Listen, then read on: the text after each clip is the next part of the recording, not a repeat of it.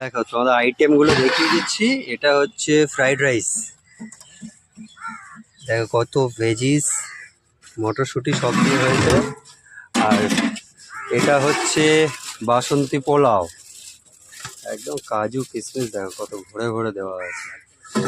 আর ওটা হচ্ছে চিকেন কষা, এক পিস তুলে দেখিয়ে দাও। চিকেন কষা আর চিলি চিকেনটাও দেখিয়ে দিচ্ছি একদম।